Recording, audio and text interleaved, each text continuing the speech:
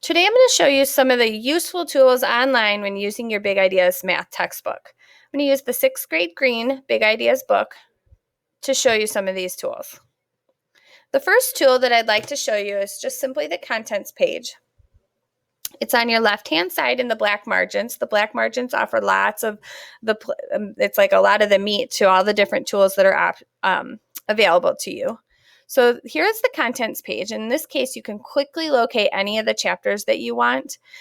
Just looking at chapter 1 as an example, I can also open it up so that I can see the sections and quickly go ahead and get one, whichever one I'm looking for. The second thing that I'd like to show you are just the 3 different ways you can move around to other pages. So if I'm looking for page 4, I can use the left arrow or I could use the right arrow. I can use the thumbnail down at the bottom. And as you can see, if you look left to right, the pages will increase. So I can pick page 4 here.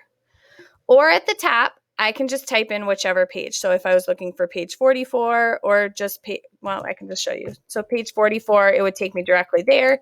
In this case, to go through this video, I'm going to just use page 4. The third thing that I'd like to show you is that you can click and highlight in order to hear text aloud. So if I want to hear the directions or, for example, 1, I can just simply... The bar graph shows the attendance at a 3-day art festival. So I can, by highlighting and clicking, I was able to hear it. If I want to hear the next sentence, I can do the same thing. What is the total attendance for the art festival? So that's the third online feature that I really like. The next thing are some of the tools at the top in here, in the black. So one tool that I'd like to show you is the note-taking tool. So you're going to click or tap anywhere on the page to add a note. So if I wanted to add a note here, and I wanted to say that was a key concept box, key concept, and they were the operations, so mathematical operations or anything that helped me remember what that was. It leaves a nice little green bubble telling me to come back and maybe look at something that I felt was important. There's also a highlighter feature in the pencil tool. Oops, I accidentally clicked the wrong one. Didn't mean to do that. Right here, it's like a paintbrush, and they have the pen, which you can, click, and then you can write maybe...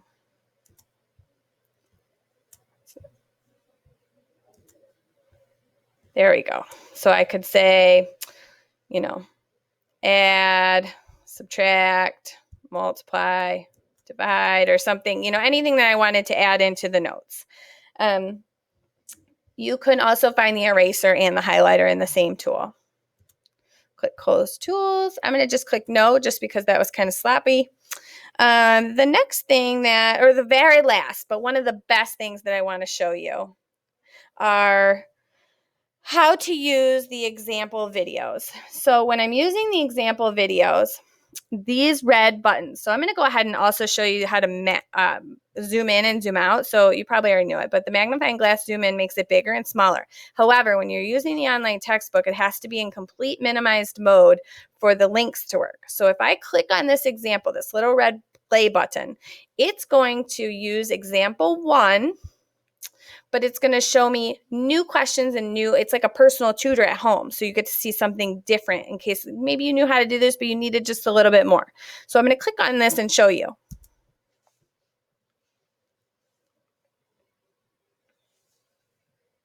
So as I can see, the problem is similar, and I'm going to go ahead and press play and just for a few seconds kind of let you listen.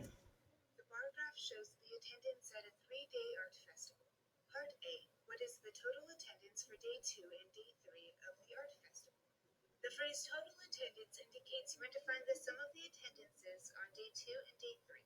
The attendance on day 2 was 3,145, and the attendance on day 3 was 3,876.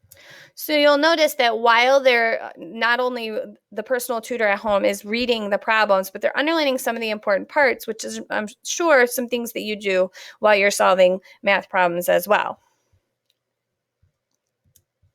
Okay, so those are the 5 things that I feel like are the first 5 things that you should know about your online text features.